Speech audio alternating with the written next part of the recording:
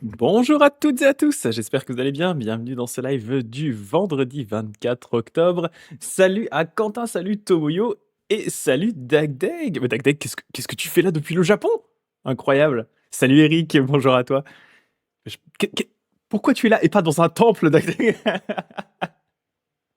Dagdeg, et salut Eponine. Dagdeg qui nous a envoyé une photo, il est allé hier dans un bar bouddhiste, un bar à Bouddha, qui est un concept qui ferait, qui horrifierait probablement pas mal de bouddhistes à travers le monde, hein, l'idée que des moines puissent tenir un bar, mais qui est quelque chose qui se fait au Japon, hein, justement, pour pouvoir permettre aux gens de retrouver une proximité avec le bouddhisme.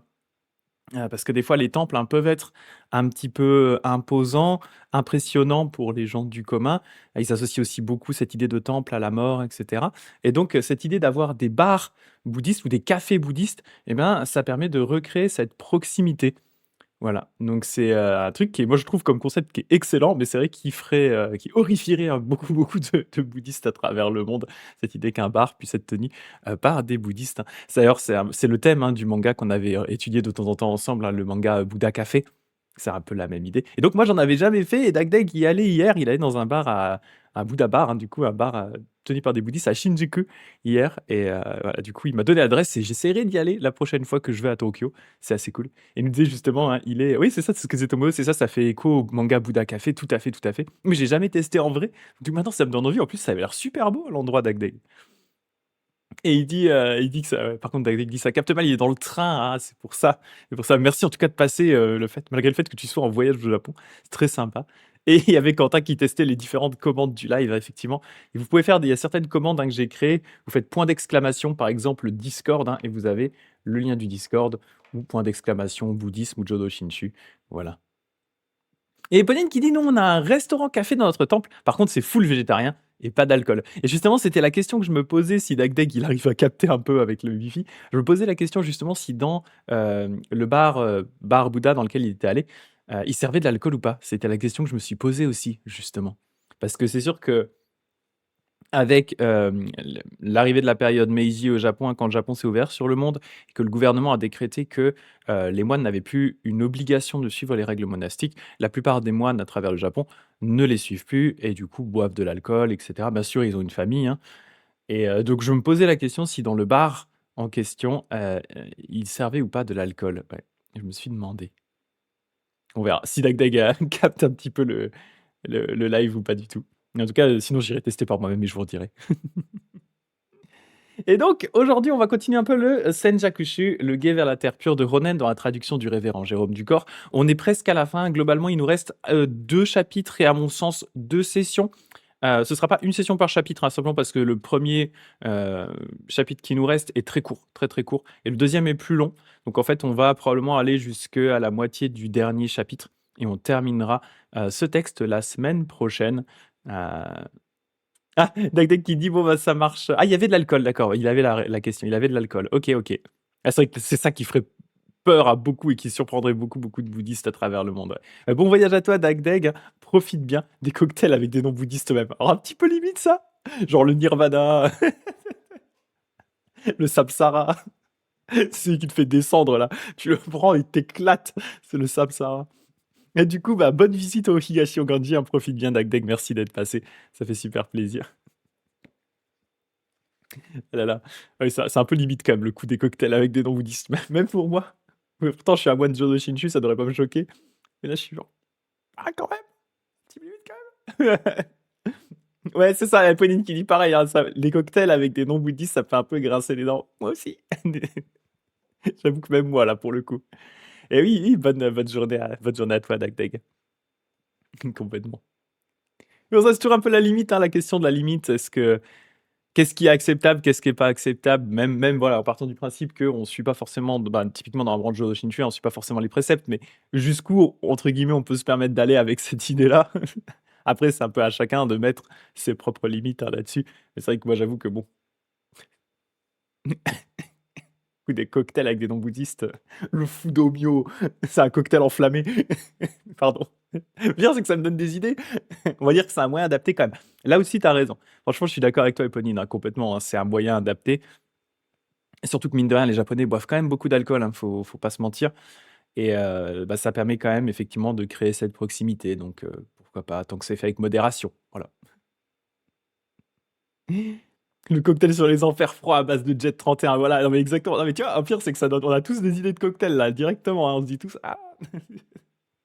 Effectivement, effectivement, tout à fait.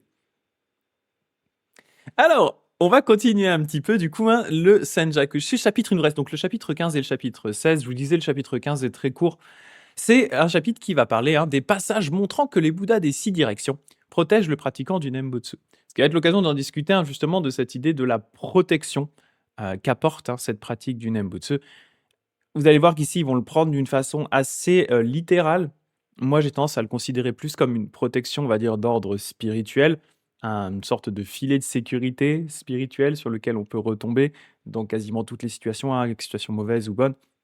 On a ce soutien du Bouddha dans notre cœur, mais voilà, on va voir de si c'est pas toujours ce dont il est question. Et Eponine qui dit: «Le cocktail de Canon, c'est un verre d'eau fraîche avec des glaçons pour te rafraîchir après 2 bières de Vimalakirti». Ah, c'est clair, Vimalakirti, c'est une double bière. Carrément, carrément.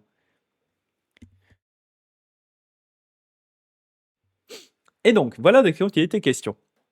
La méthode de contemplation de Shandao dit: «En outre, comme l'expose le Sutra d'Amida», donc le petit sutra, hein, si pendant 6 jours, 7 jours ou 7 nuits, ou pendant toute sa vie, un homme ou une femme commémore exclusivement le Bouddha Amida, en faisant le vœu d'aller naître dans sa terre pure, les Bouddhas des 6 directions, nombreux comme les grains de sable du Gange, viendront toujours ensemble pour le protéger. C'est pourquoi ce sutra est qualifié de sutra de la protection. Protection signifie d'une part que ces Bouddhas ne laissent pas d'opportunité aux démons ni aux mauvais esprits, et d'autre part que le pratiquant n'aura pas de maladie inopinée, de mort prématurée, ni d'autres épreuves surgissant fortuitement. Les catastrophes et les obstacles s'effacent tous par le fait même, sauf en l'absence de sincérité. Vous voyez ici, hein, il y a vraiment cette idée très littérale de protection, hein, c'est-à-dire que c'est pas qu'une protection pour Shandao, en tout cas, pas qu'une protection purement spirituelle. On a vraiment une protection, genre, tu peux pas être malade, tu auras pas de mort inopinée. Alors, mort prématurée, ce qu'ils appellent mort prématurée ici, hein, c'est le fait que tu meurs avant ton temps qui t'est alloué. Voilà, c'est-à-dire que normalement, dans la vieille compréhension bouddhiste, chaque période a une durée de vie qui est définie. Enfin, dans chaque période, les humains ont une durée de vie prédéfinie qui va en diminuant en fonction de la décadence du monde. Et donc, avec ça, bah, tu vas jusqu'au bout de l'espérance de vie normale d'une personne, en fait. Tu meurs pas avant. Et ils disent les catastrophes et les obstacles s'effacent par le fait même. Donc, pour moi, c'est pas réellement ce qui se passe, hein, parce que je veux dire, on a des pratiquants très sincères qui tombent malades, qui meurent prématurément, qui ont des gros problèmes dans leur vie, leur maison elle brûle ou des trucs comme ça. Il faut pas voir ça comme ça. Un exemple, c'est Genza, hein, par exemple, Myokonin Genza. D'ailleurs, c'est dommage que je vous ai pas préparé ce passage, parce que je viens d'y penser seulement maintenant. Il y a un manga, hein, sur le Myokonin Genza. Myokonin, hein, ce sont ces êtres qu'on considère un peu comme des saints dans le Jodo Shinshu. C'est souvent des gens très simples, hein, qui sont illettrés ou quasi illettrés. Genza est illettré complètement, il sait pas du tout lire. D'ailleurs, il y a une blague sur Genza qui raconte qu'une fois, il récitait le Shoshinge, mais il avait son livre à l'envers. Mais en fait, il prenait le livre par respect, mais il sait pas lire, donc ça change rien qu'il soit à l'endroit ou à l'envers. Il le connaissait juste par cœur. Et donc Genza, un grand saint, voilà, du Jodo Shinshu, hein, ces Myokonin, ces êtres très simples, des êtres simples qui ont une compréhension vraiment profonde du Jodo Shinshu malgré tout ça. Et ben, Genza, il y a un moment, effectivement, bah, il y a un de ses fils qui est devenu fou, qui a vraiment perdu la raison, qui faisait un peu n'importe quoi. Il a sa maison qui a brûlé à un moment. Et en fait, à chaque fois, justement, c'est l'occasion pour Genza, eh bien, de s'appuyer sur le Nembutsu pour rebondir, en fait. Donc c'est pas une protection qui va le protéger du fait que sa maison va brûler, hein, parce que clairement ça, là, c'est arrivé. Mais quand sa maison brûle, eh bien sûr, il est triste, bien sûr, c'est très dur pour lui, comme quand son fils devient fou, mais malgré tout, eh bien, il a ce support spirituel d'Amida et du Nembutsu, et c'est ça pour moi la protection de tous les Bouddhas et des Bodhisattvas et d'Amida, etc. C'est ce filet, cette espèce de filet de sécurité dans lequel on peut retomber quand tout autour s'est écroulé, en fait. Voilà, c'est pour moi la façon de le comprendre. L'autre façon, telle qu'elle est décrite ici, pour dire les choses franchement, hein, me paraît un peu naïve, et ne se vérifie pas dans la vraie vie. Sinon, ce serait trop beau. Sinon, ce serait magique, hein, bien sûr. Donc ça se passe pas comme ça et ce sera bien entendu, pas la compréhension de Shinran non plus, hein, pour qui on est des gugus normaux, à qui il arrive des trucs, normaux dans la vie normale d'une personne qui vit dans le monde d'endurance, dans le samsara, hein, et tout n'est pas rose, sinon on serait pas dans le monde d'endurance, le monde de la souffrance. Mais, heu, mais au moins on a quelque chose qui nous soutient par rapport à ça. Voilà. D'ailleurs, pour la petite anecdote, hein, sur ce manga Genza, j'aurais aimé moi-même le traduire en français, sauf que je ne sais pas à qui m'adresser pour récupérer les, les planches du manga. Donc c'est à la base un manga bien sûr japonais, hein, qui a été traduit en anglais et ça a été traduit par un membre de la Shanga du Nishihoganji aux États-Unis. Sauf que la personne est décédée, c'est une personne assez âgée et la personne est décédée. Je ne sais pas à qui m'adresser, je n'avais pas son contact non plus. Je ne sais pas à qui m'adresser pour pouvoir avoir accès à ce texte. Donc ça m'embête un peu parce que j'aimerais vraiment le traduire. C'est un manga qui est très profond, qui je pense pourrait parler à beaucoup de pratiquants. Il y a notamment tout un passage au début euh, qui montre la quête de Genza pour acquérir, hein, cette foi dans le Jodo Shinshu. C'est quelqu'un qui, à la base, n'était pas du tout tourné vers les enseignements et qui, pourtant, euh, au moment en fait où son père était assez dévot, quand son père va mourir, son père va vraiment lui dire, mais il faut vraiment que tu cherches ça en fait. Il faut que tu essaies de comprendre c'est quoi Namo Amida Butsu, c'est quoi Shinjin, c'est quoi cette foi dans le Bouddha. Et donc il va se lancer d'une certaine façon dans cette quête et il va mettre de nombreuses années, à chercher tout ça, il va aller plusieurs fois à Kyoto, par exemple, pour, aller au temple mère, s'adresser à des professeurs. Il va rencontrer des myokonin justement, hein, d'autres, lui, il n'en était pas encore un à ce moment-là, hein, d'autres de ces pratiquants illettrés qui avaient une profonde compréhension du Jodo Shinshu et ça il va mettre beaucoup, beaucoup de temps et vous allez voir, en fait, qu'il va finir par atteindre ce moment de Shinjin, comme si d'un coup, en fait, la pièce du puzzle qui manquait va s'emboîter un jour où il est, en train de descendre du foin, il a un bœuf qui l'accompagne pour l'aider à descendre les gros, fardeaux qu'il avait récoltés et en fait, au moment où il place ses fardeaux sur le dos du bœuf, en fait, il a cette espèce de déclic où il se rend compte que c'est comme Amida qui prend sur lui notre fardeau karmique et en fait, ça fait tilt à ce moment-là. C'est comme si le petit engrenage qui manquait ou la pièce de puzzle qui manquait s'emboîtait et à ce moment-là, il atteint cette foi dans le Bouddha et à ce moment-là, sa vie change et on en parlera lundi parce que pour le coup, je l'ai préparé, hein, pour ceux qui viendront à la cérémonie du lundi sur Discord. Heu, hop, je vous mets juste tac, Discord.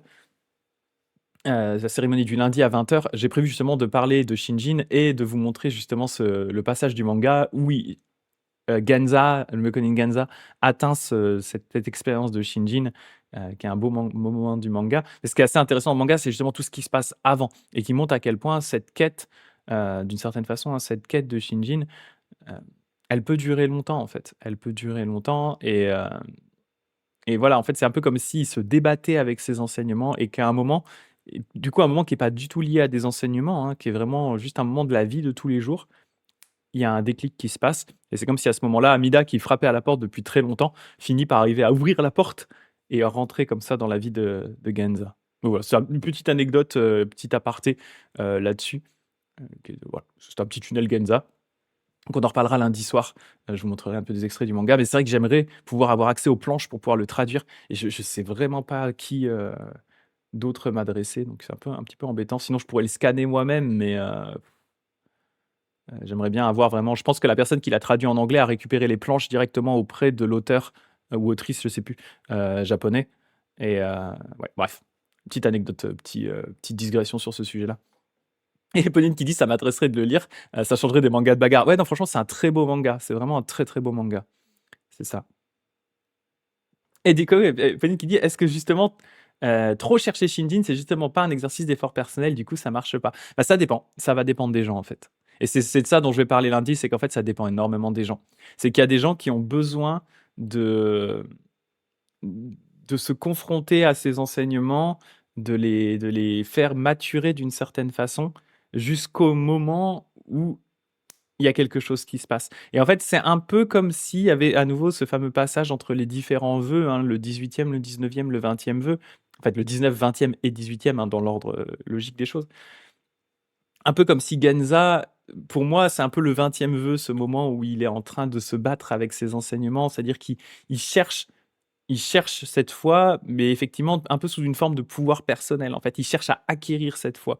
Il cherche à acquérir cette foi, mais au final, le moment où il va vraiment pouvoir recevoir cette foi, c'est un moment où il y a un lâcher-prise de son côté. C'est le moment où il y a un lâcher-prise, où justement il est en train de charger son bœuf, et il y a un lâcher-prise à ce moment-là. Je pense qu'il a eu une longue journée, une journée difficile, et là, paf, il y a ces barrières qui tombent, et il y a quelque chose qui se passe. Et c'est pas au moment où, effectivement, comme dit Eponine, hein, c'est pas au moment où il était en train de chercher, de se battre avec ça, de lutter intellectuellement avec ça. C'est pas à ce moment-là que le déclic se passe. C'est au moment où, au contraire, ces barrières tombent.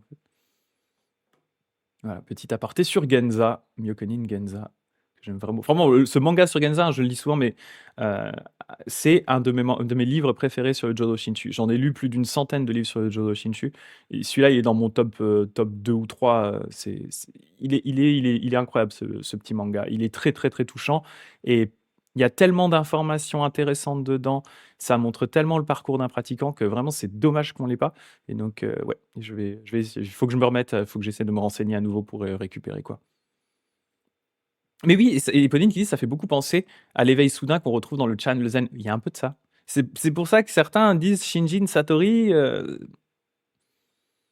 c'est pas fait dans le même contexte, c'est pas justifié de la même façon, mais il y a quelque chose. Il y a peut-être quelque chose en lien avec les deux. Tout à fait, ouais. Et donc, voilà, pour en revenir à ces histoires, j'ai fait une longue digression. Je vais mettre d'ailleurs un petit emoji tunnel dans le chat, hein, par principe. Euh, Après cette longue digression sur Genza, on était à dire, voilà, cette histoire de protection par tous les Bouddhas, hein. Je vous disais, pour moi, c'est plus une protection d'ordre spirituel que vraiment une protection physique, comme Shandao est en train ici de le décrire, ou comme disait Quentin, là, on est un peu dans la superstition, hein, dans cet aspect avec Shandao. Voilà, un peu exagéré, quoi. Mais bon, continuons.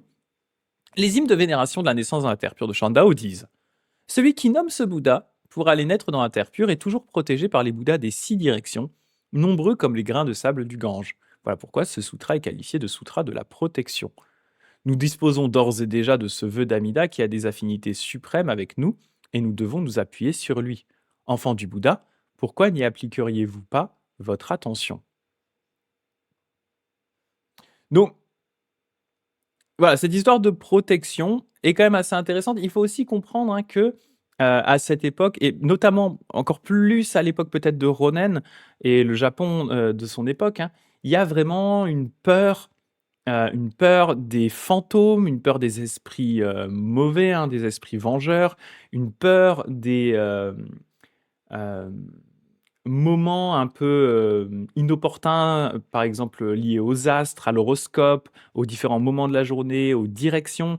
Euh, voilà, tous ces éléments-là, il y a une forme de superstition qui est déjà très ancrée dans la société. Typiquement, un verre de moi, on va dire cette direction-là, c'est une direction maudite aujourd'hui, vous ne devez pas aller à l'est, donc personne ne va à l'est. Si ta maison allait à l'est, tu rentres pas chez toi. Voilà. Donc c'est très, très, très profondément ancré dans la société japonaise de l'époque. Et cette histoire de protection par tous les Bouddhas, elle vient un peu contrecarrer ça, en disant, mais du coup, le pratiquant du Nembutsu, il n'a pas forcément à s'inquiéter de toutes ces histoires d'esprits vengeurs, euh, de direction mauvaise, de temps mauvais, de jours un peu mauvais, etc.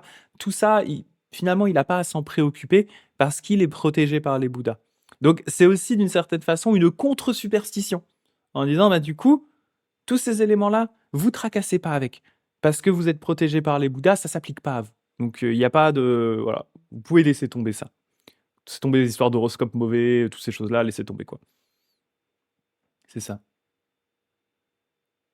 Et Tomoe qui dit: c'est dommage que les textes Jodo Shinshu soient des textes de niche, sinon on aurait peut-être ce manga déjà traduit en France. Oui, c'est ça. Et Ponine qui disait: le bouddhisme en général est très niche en France, surtout quand on sort des livres orientés développement perso, des mangas bouddhistes, c'est super niche, c'est ça.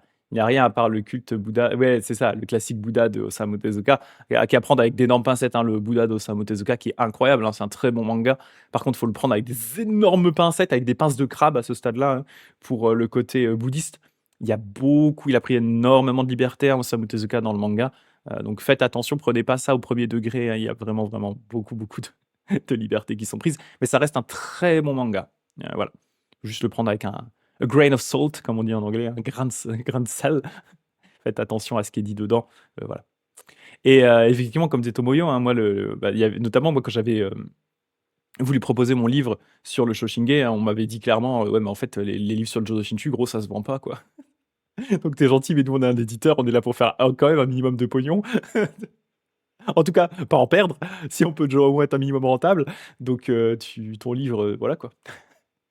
Donc clairement, s'il y a le livre sur Genza, si j'arrive à récupérer les scans et l'autorisation de l'auteur, autrice, pour le faire, heu à ce moment-là, je l'autoproduirai, hein. Je le publierai sur Amazon comme j'ai fait avec mon propre livre et puis c'est tout, quoi. Puis, s'il y a 5 personnes qui achètent, il y a 5 personnes qui l'achètent, mais c'est pas le problème, quoi. Au moins, s'il y a 5 personnes qui sont contentes, ça m'ira, quoi. Moi, ça m'ira très bien, quoi. Ouais. Et c'est ça ce que disait Pauline, hein, vous me connaissez, je suis très orthodoxe. Ce manga prend énormément de liberté avec le canon, mais ça reste toujours une excellente porte d'entrée. C'est ça, et un excellent manga, les 2, hein. C'est vraiment un très, très bon. C'est vraiment en fait, c'est une fresque historique, hein. C'est vraiment un manga, il se passe plein de choses dedans, pas que sur le bouddhisme. Ouais, franchement, je recommande si vous avez l'occasion de le lire, il est vraiment très bien. Mmh. Donc voilà, en tout cas, tout ça pour dire, voilà, c'est aussi une façon, cette histoire de protection, une façon de contrer l'aspect, plus superstitieux qu'il y avait à l'époque, hein. Et c'est notamment un point qu'on va retrouver très fortement chez Shinran, où Shinran, il dit: «Mais en fait, concrètement, le fait de se préoccuper, de dates qui seraient, des dates, mauvaises, ou se préoccuper, voilà, de directions mauvaises, d'horoscopes, d'histoires de planètes, de machins comme ça ou d'esprits ou de trucs», pour lui, pour Shinran, c'est pas bouddhiste déjà de base, donc un bouddhiste ne devrait pas se préoccuper de ça. Et en plus, de toute façon, on est protégé par les Bouddhas, donc pourquoi se préoccuper de ce genre de choses, quoi? Commentaire personnel. Donc là, c'est le commentaire de Ronen, hein. Question. Les Tathagatas des 6 directions sont-ils seuls à protéger le pratiquant? Ce qui serait déjà pas mal en soi, hein, mais bon. Réponse. Cette protection n'est pas assurée seulement par les Tathagatas des 6 directions, mais également Amida, Avalokiteshvara, Mahastamaprapta, hein, notamment, viennent aussi le protéger. Ainsi, les hymnes de vénération de la naissance dans la terre pure de Shandao disent: le sutra des 10 méthodes menant à la naissance dans la terre pure dit: si des êtres commémorent le Bouddha en faisant le vœu d'aller naître dans sa terre pure, ce Bouddha leur envoie aussitôt les 25 bodhisattvas pour les protéger. Que les pratiquants marchent ou soient assis, debout ou couchés, de jour comme de nuit, en tout temps ou en tout lieu, ces bodhisattvas ne laissent aucune opportunité aux mauvais démons ni aux mauvais esprits. Vous voyez ici, on retrouve cette histoire de superstition avec mauvais démons, mauvais esprits, hein. On est, entre guillemets, protégé de ça, donc on n'a pas à s'inquiéter. Donc techniquement, si vous avez regardé, avant d'aller vous coucher, c'est pas du tout ce qui m'arrive, bien sûr, un film d'horreur qui vous a mis mal, vous avez regardé The Ring, version japonaise, ça vous a mis extrêmement mal. Si vous récitez le Nembutsu, normalement, Sadako, elle peut pas vous attraper. Voilà. Je pose ça là, au cas où, si vous avez besoin de vous rassurer avant de dormir pour passer une bonne nuit. Vous pouvez pas vous faire choper par Sadako, ni par des esprits mauvais, tant que voilà, vous êtes un pratiquant qui est tourné vers le Bouddha et que vous avez récité le Nembutsu, vous pouvez aller vous coucher tranquille, même si vous avez vu un gros film d'horreur qui vous a mis mal. Voilà. Moi, je regarde pas de films d'horreur, ça me fait peur. De même, hein, selon le Sutra des Contemplations, si un homme commémore le Bouddha en le nommant et en le révérant dans le but d'aller en son royaume, ce Bouddha envoie aussitôt d'innombrables corps de transformation du Bouddha et des bodhisattvas Avalokiteshvara et Mahastamaprapta pour protéger ce pratiquant. Rappel, Avalokiteshvara et Mahastamaprapta, hein, ce sont les 2 bodhisattvas principaux de la terre pure, hein, c'est vraiment le bras droit et le bras gauche d'Amida, hein, c'est ces 2 grands enseignants de la terre pure. Avalokiteshvara étant canon, hein, le bodhisattva, tout simplement le ou la plus vénéré au Japon, hein, le ou la plus connue, bodhisattva de la compassion, Mahastamaprapta représentant plutôt l'aspect sagesse, qui sont les 2 grands aspects d'Amida également. Voilà. Et Tomeo qui disait ça a pas changé grand chose dans la société japonaise, vu comment ils sont superstitieux. C'est très ancré, hein. C'est très très ancré dans la société japonaise. Et c'est des choses qu'on retrouve même dans les différentes branches bouddhistes, à part notamment le Jodo Shinshu, hein. Jodoshu, je sais pas trop comment il se place là-dessus. Je suis pas très au clair, je voudrais pas dire de conneries. Mais la plupart des autres branches, hein, Shingon, Tendai, etc., joue quand même beaucoup sur l'aspect superstitieux, hein. Il y a vraiment des calendriers avec des dates, qui sont bénéfiques ou mauvaises. Il y a, des talismans pour se protéger, ce genre de choses. On le retrouve beaucoup dans le Shingon notamment.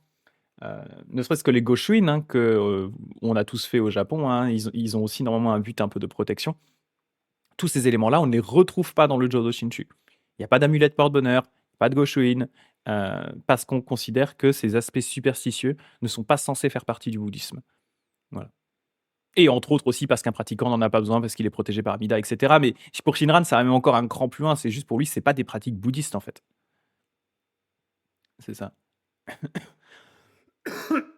Et Eponine qui dit: «Je rejoins Shinran là-dessus car le fondateur du Foguangshan aussi parlait de superstition. Il ne niait pas nécessairement le feng shui et autres superstitions, mais pour lui tout ça n'a aucune importance quand on pratique correctement le bouddhisme». C'est ça. Et c'est la même logique que Shinran, exactement. Donc si on se coupe les ongles la nuit et qu'on récite l'Embutsu, c'est bon. Exactement, exactement. Après, vous choisissez votre film d'horreur préféré ou le pire, et voilà, vous êtes protégé par les Bouddhas, il y a pas d'inquiétude. Je vous rajoute la superstition par-dessus la superstition, c'est de la contre-superstition, mais c'est rassurant des fois, mine de rien. Et Pony disait en Chine aussi, il y a beaucoup de superstitions.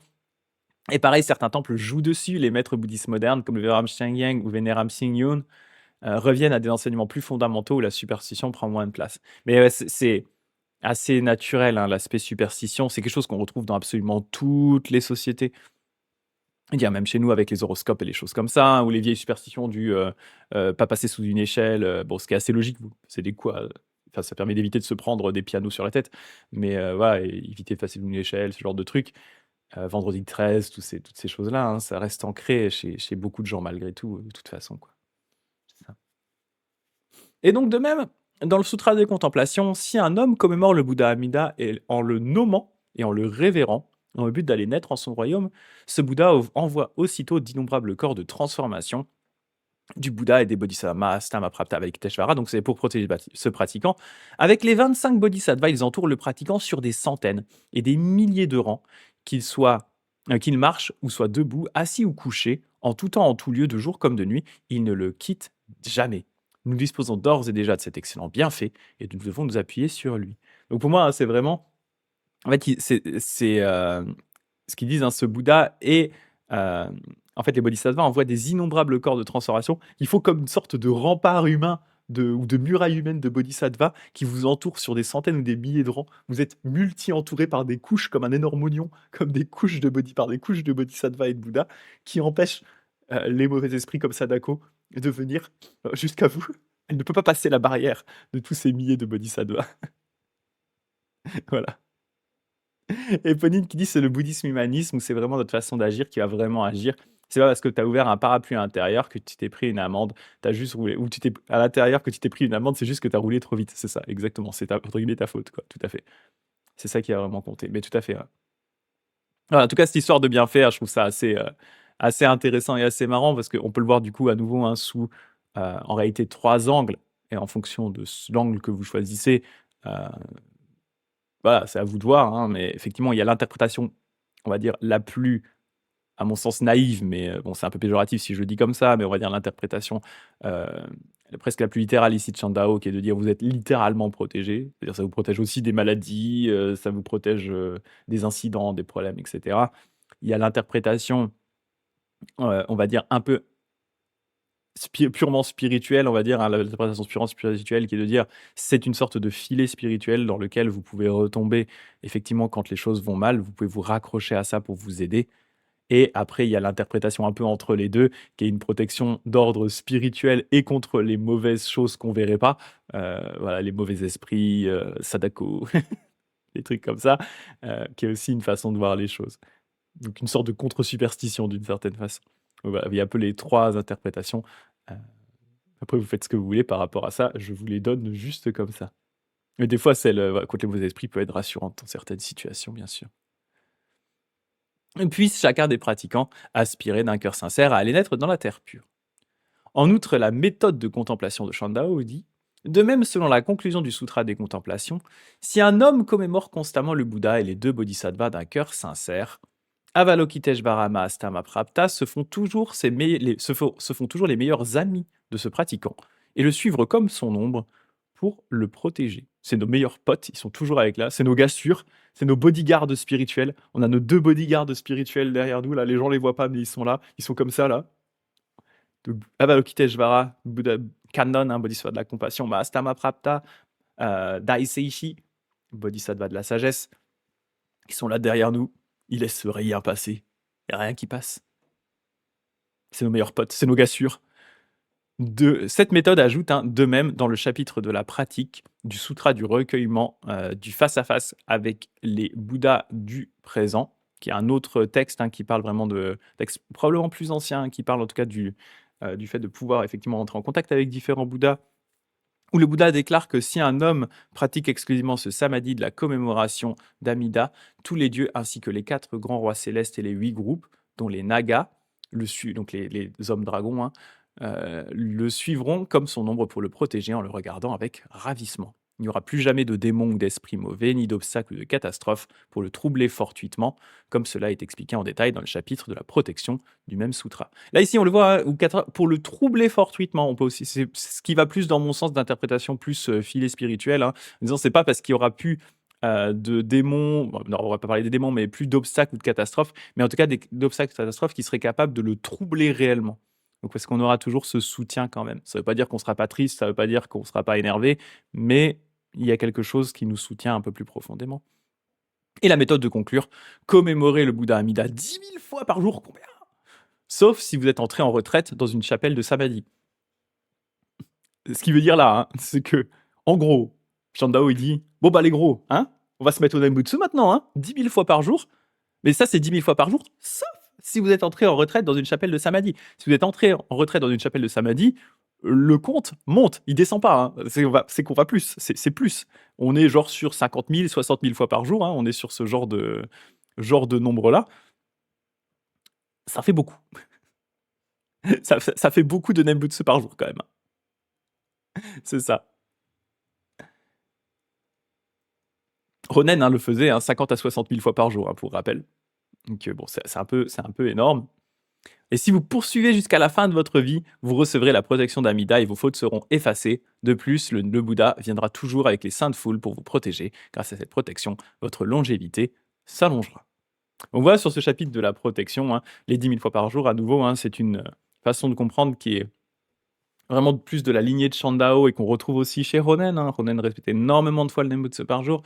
Avec Shinran, comme vous le savez, on en a déjà parlé, le fondateur du Jodo Shinshu, ma propre branche, on va beaucoup moins mettre l'accent sur le nombre de répétitions. D'ailleurs, c'est pour ça qu'on rappelle, on a nos Nenjun, nous, c'est des petits chapelets, c'est pas les grands chapelets avec un nombre de billes défini, nous, c'est des petits chapelets qui n'ont pas de nombre de billes défini, qui servent juste à marquer notre respect envers le Bouddha, mais pas à compter les Nembutsu parce qu'on ne compterait pas grand-chose sur un petit chapelet comme ça.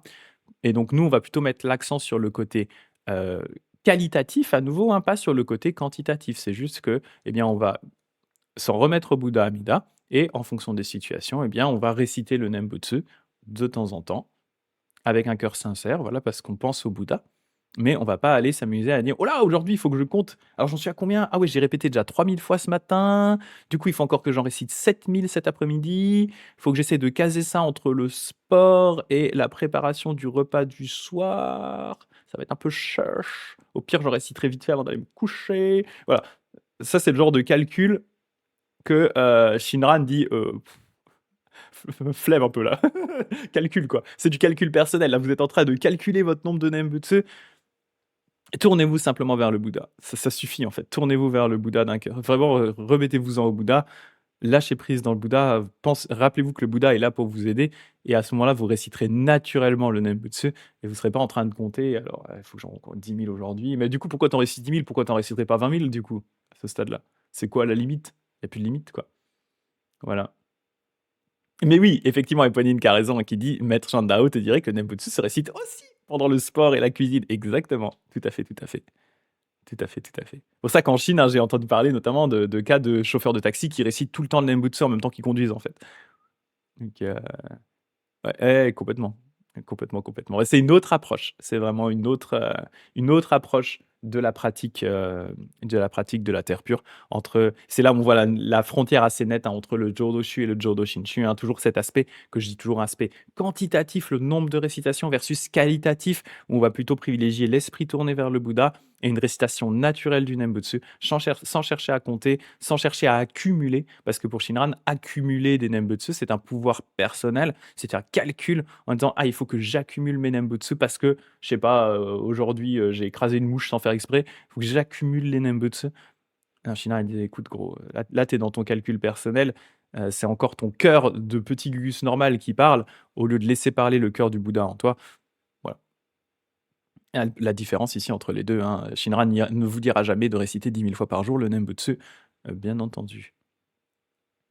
Oui, c'est ça, et effectivement, Eponine qui dit: «Plein de personnes dans mon temple ont un petit compteur de poche». Ouais, c'est ça. Ce qui est plus pratique que les chapelets, hein. C'est vrai qu'avec les moyens modernes, c'est beaucoup plus simple, effectivement, effectivement. Donc voilà pour l'aspect protection, hein, qui est assez particulier et donc après ça, on avait le côté oui, il est déjà cette heure-là, puis avec mes digressions dans tous les sens aujourd'hui, là, ça j'avance pas bien vite. Chapitre 16, qui est donc le dernier chapitre de ce Senjakushu, ce guet vers la terre pure de Honen. Ce sont les passages montrant que Shakyamuni confie soigneusement le nom d'Amida en dépôt à Shariputra, etc., etc. Le sutra d'Amida dit dans sa conclusion: le Bouddha Shakyamuni ayant fini d'exposer ce sutra, Shariputra, ainsi que les moines, les dieux, les hommes et les ashuras, et de tous les mondes, se réjouirent et reçurent avec foi l'exposé du Bouddha qu'ils avaient entendu. Ils s'inclinèrent et se retirèrent. Et le commentant donc ce passage, les hymnes de liturgie de Shandao disent: lorsque l'honoré du monde eut fini d'exposer la loi soigneusement, il leur transmit en dépôt le nom d'Amida. Mais en notre âge de l'accroissement des 5 corruptions, beaucoup en doutent et le calomnient. Beaucoup en doutent de cette pratique et de cette voie et la calomnie. Religieux et laïcs le détestent et ne l'écoutent plus. À la vue de celui qui en cultive la pratique, il sécrète le poison de la haine. Le réfutant par des subterfuges, il rivalise de fureur. Ces dénaturés et aveugles de naissance détruisent l'enseignement abrupt et se noient pour longtemps. Même en y passant des périodes cosmiques plus nombreuses que les poussières de la Terre, ils ne pourront encore se délivrer des vies dans les 3 mauvaises destinées. Que toute la communauté confesse d'un même cœur les circonstances de sa faute, qui est la calomnie de la loi. Donc là, Shandao, hein, on voit qu'il désespère un peu du fait que le Nembutsu ne prend pas, qu'il y a beaucoup de gens qui le contredisent, et que en fait, pour lui, du coup, il se rend coupable vraiment d'une des fautes les plus graves dans le bouddhisme, qui est la calomnie de la loi bouddhiste. En calomniant le Nembutsu, en calomniant ses enseignements, il calomnie en même temps la loi bouddhiste. Et donc il dit, il faudrait se repentir un peu de tout ça, les gens. Et donc le commentaire personnel ici de Ronen, synthèse du sutra de la trilogie de la Terre pure. Donc là, il va aborder en fait les 3 sutras, parce que donc jusque-là, hein, on était sur une séparation des 3 sutras, hein. On avait traité en premier le grand sutra de vie infinie, en deuxième le sutra des contemplations, en troisième le sutra d'Amida. Ronen a donc étudié, décortiqué ces 3 sutras pour montrer que leur essence, l'essence de ces 3 sutras pointait vers une pratique unique qui était le Nembutsu, bien entendu, la récitation du nom du Bouddha Amida. Et donc là, il veut un peu résumer tous ces éléments-là. Et donc, si nous considérons globalement la signification des 3 sutras de la trilogie de la Terre pure, nous voyons qu'ils ont pour principe la sélection du Nembutsu d'entre toutes les pratiques. Et vraiment la logique de son exposé, hein. Tout d'abord, le sutra de vie infinie, le grand sutra, hein, sélectionne le Nembutsu de 3 manières: par le vœu primordial, par les louanges, par la conservation de l'enseignement. Donc là, il va vraiment un peu résumer, hein, l'entièreté de son propos pour nous redonner, hein, les grandes lignes des 3 sutras et comment ces 3 sutras nous amènent au Nembutsu en particulier. Donc la sélection par le vœu primordial, tout simplement, le Nembutsu, c'est la pratique faisant naître dans la terre pure qui a été sélectionnée par le moine trésor de la loi, un Dharmakara, Rozo en japonais, parmi les pratiques de 21 millions de terres de Bouddha. On a vu ce principe détaillé plus haut. Voilà pourquoi je parle de sélection par le vœu primordial. C'est-à-dire tout simplement que le Nembutsu, hein, c'est la pratique qu'on retrouve dans le 18e vœu, c'est celui qu'on appelle le vœu primordial, hein, qui dit: si moi devenu Bouddha, tous les êtres qui d'un cœur sincère et d'une foi réjouie désirant renaître dans mon royaume, n'y renaissaient pas, ne serait-ce qu'en 10 Nembutsu, dans 10 commémorations, alors je ne veux pas atteindre l'état de Bouddha. Excepté ce son qui est commis les 5 graves offenses et calomnie la loi, etc. Cela, on n'en parle pas.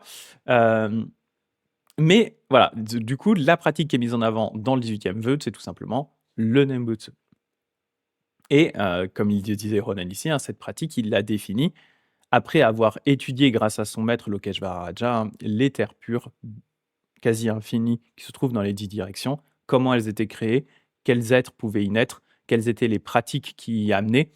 Et donc, en faisant tout ça, il a sélectionné la pratique qui serait ouverte à tout le monde, hein, qui est la pratique du Nembutsu. La sélection par les louanges, bien que le passage sur les 3 groupes, donc les différentes classes d'êtres qui peuvent renaître à un supérieur, moyenne et inférieur, bien que les passages sur les 3 groupes d'êtres aient préalablement mentionné les autres pratiques, comme la pensée de l'éveil, Shakyamuni n'a pas célébré leurs louanges. Seul le Nembutsu est célébré par ses louanges lorsqu'il dit finalement à Maitreya que les mérites d'un seul Nembutsu sont insurpassables. Voilà pourquoi je parle de sélection par les louanges. C'est ce qui avait été détaillé au chapitre 5. Et enfin, la sélection par la conservation de l'enseignement. Ça, c'est un point qui est important à la fin du sutra, hein. Bien que le sutra ait mentionné préalablement les bonnes actions des autres pratiques, la sélection de Shakyamuni ne retient finalement que la loi du Nembutsu pour la conserver après l'extinction du reste de la loi. Voilà pourquoi je parle de sélection par la conservation de l'enseignement. On dit qu'effectivement, ce sutra sera conservé 100 ans de plus que les autres sutras. Une fois que tous les autres sutras auront disparu, bien celui-là continuera encore.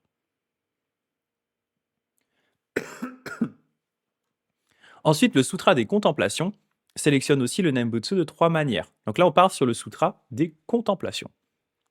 Par l'embrassement, par les louanges du corps de transformation, par le dépôt confié. La sélection par l'embrassement, c'est bien que le sutra des contemplations explique les diverses pratiques recueillies et dispersées. Donc ça, c'était les différentes pratiques, hein, qui étaient mises en avant. Les pratiques recueillies, c'est ce qu'on avait vu, hein, les pratiques recueillies, c'est tout ce qui est la méditation, hein, les contemplations justement du sutra des contemplations. On va contempler les différentes caractéristiques de la terre pure du Bouddha Amida, son sol, ses palais, ses arbres. Puis on va contempler également le Bouddha, on va contempler les bodhisattvas et on va contempler les êtres qui sont dedans. Donc ça, c'est les pratiques recueillies, c'est des pratiques de méditation. Et on a les pratiques dispersées, qui sont notamment la garde des préceptes, prendre soin de ses maîtres et de ses parents, lire et copier les sutras, etc., etc.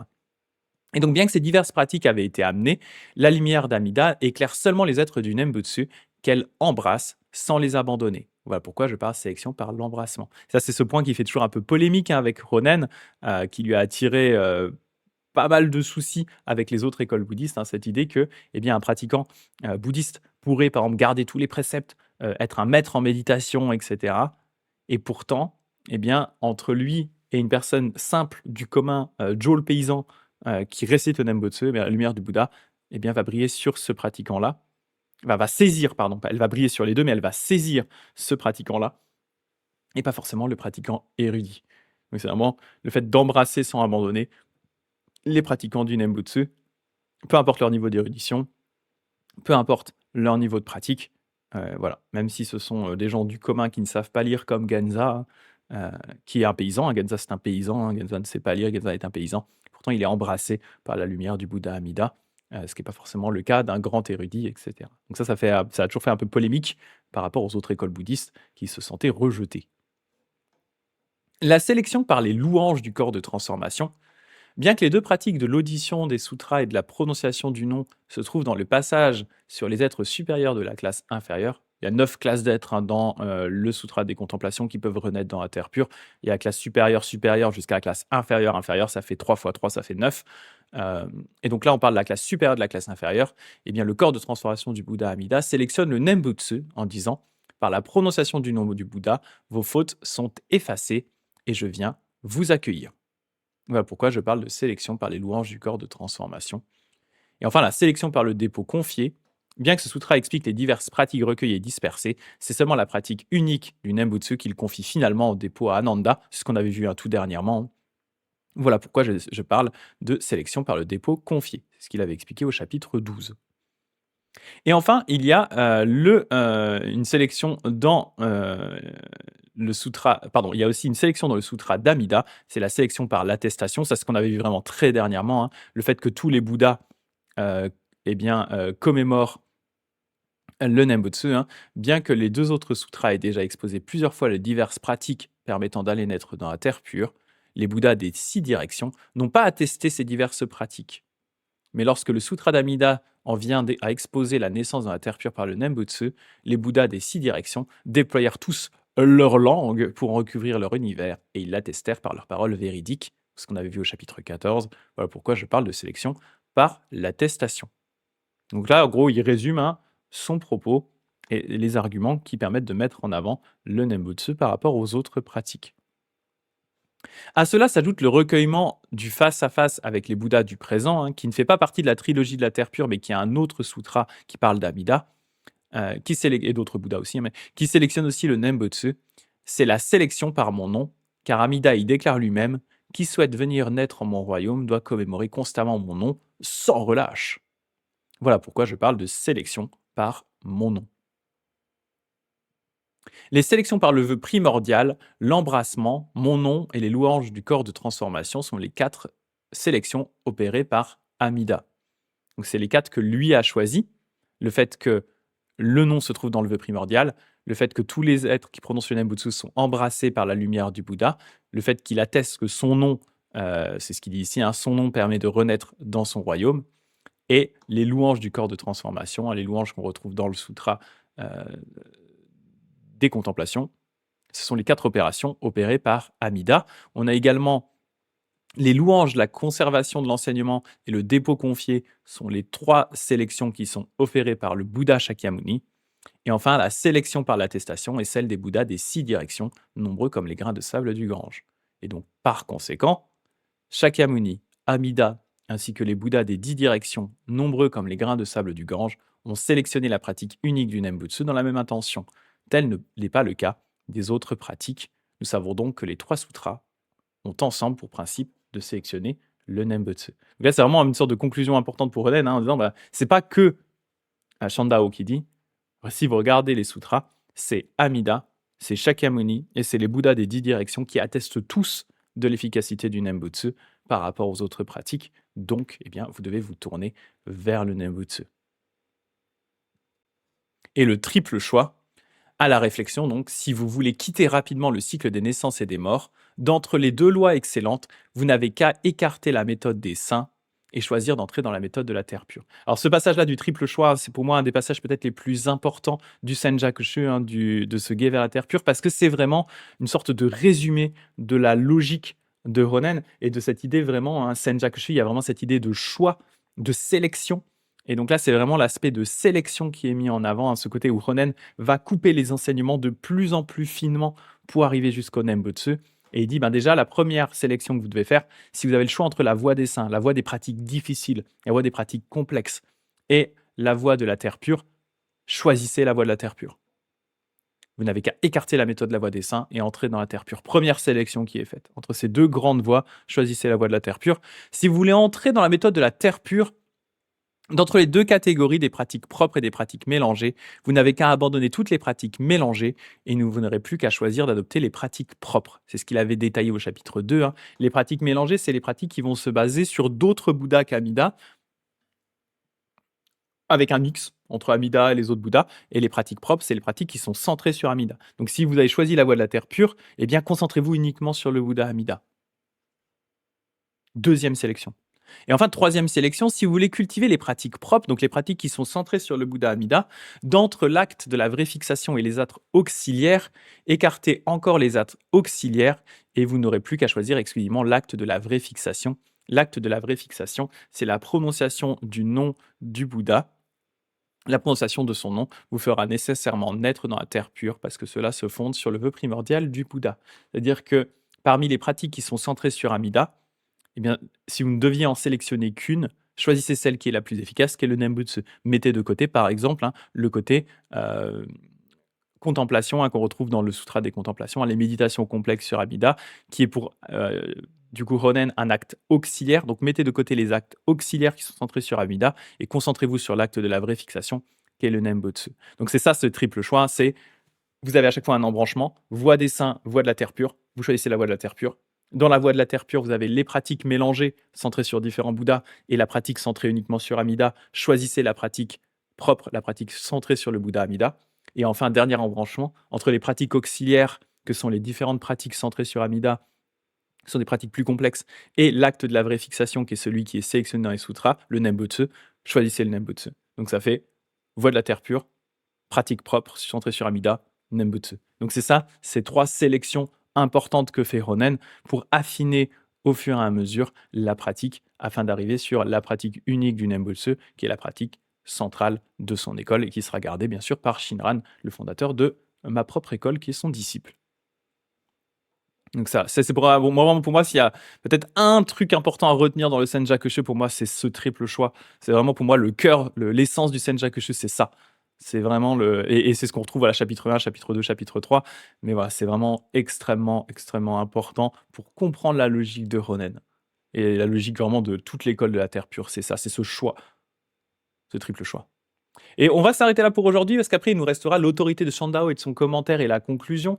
Intéressant ce passage, c'est le moment où Ronen va essayer de se justifier en disant, parce qu'il voit les critiques arriver en disant, mais gars, tu nous as balancé du Shandao en boucle pendant 150 pages là. Pourquoi que Shandao?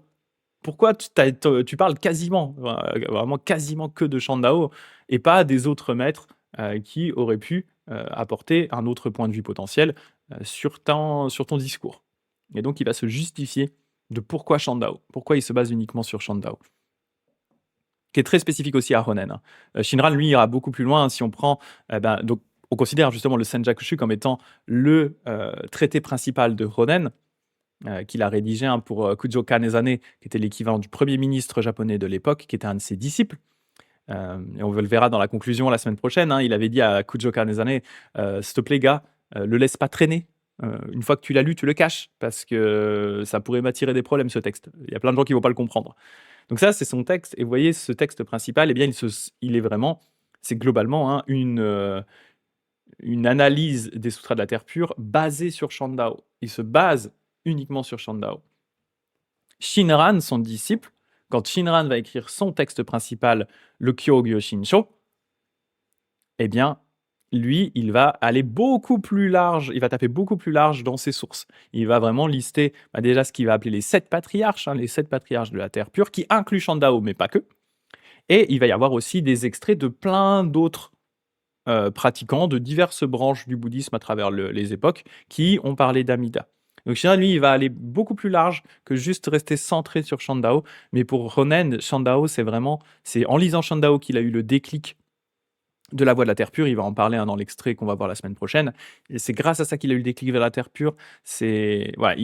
Shandao, pour lui, c'est ça qui l'a mis sur la voie, c'est ça qui lui a fait comprendre le bouddhisme de la Terre pure. Donc c'est pour ça qu'il est vraiment attaché à ce point-là à Shandao. Shinran a moins cet attachement à Shandao. Il est d'ailleurs même souvent un peu plus proche d'un autre patriarche qui s'appelle Danluan. Mais voilà, pour lui, Shandao est extrêmement important, mais il n'y a pas que Shandao. Il va aller beaucoup plus large que ça. Voilà, c'était un petit... C'est ça, surtout ne le montre pas, comme dit Tomoyo. Ça a bien marché, hein. Surtout ne le montre pas. Il dit vraiment, vous verrez, Ronan, il est vraiment dans l'extrait, il dit, une fois que tu l'as lu, tu le laisses pas traîner sur une fenêtre et tu le caches dans un mur. On est à ce niveau-là. Et Ronen n'autorisait que ses disciples les plus proches et les plus avancés, ceux en qui il avait le plus confiance. C'est ces seules personnes. Salut Bastien, merci beaucoup pour ton follow, merci beaucoup. Il ne laissait vraiment que les personnes les plus proches de lui copier ce texte. Et d'ailleurs, Shinran en parle à la fin du Kyōgyō Shinsho. Il dit, et d'ailleurs, à un moment, le maître, Ronen, le maître m'a laissé copier son Senjakushu. Et vraiment, c'était pour lui le moment le plus, un des moments les plus importants pour lui de sa relation avec Ronen, parce que ça voulait dire quelque chose. Et il dit vraiment, à ce moment-là, le maître m'a laissé copier son Senjakushu et copier son portrait, les deux en même temps. Copier le portrait de Ronen, le portrait de son maître, et copier son ouvrage principal, le Senjakushu. Donc ça voulait vraiment dire pour Shinran que son maître le reconnaissait comme un de ses grands disciples, comme un de ses disciples importants. Il lui faisait confiance. Vous voyez vraiment l'importance qu'a ce texte-là, le Senjakushu, mais aussi le côté caché vraiment du texte, hein, c'était, Ronen avait conscience du côté radical du Senjakushu. Il voulait pas que ça tourne, un peu partout, éviter de générer la colère de Mioe qui est en bas là. Mioe, il est en colère. Pas là, là il est détendu. Là, il médite dans la nature, il est détendu. Par contre, quand il lit le Senjakushu, il est pas détendu du tout. Mioe, quand il le lit, il est très très pas content. Il va écrire des textes pour s'énerver. Voilà, tout ça pour petite anecdote là-dessus. Hein. Bon, je suis parti sur une digression aujourd'hui, je suis en digression mode, c'est très bien.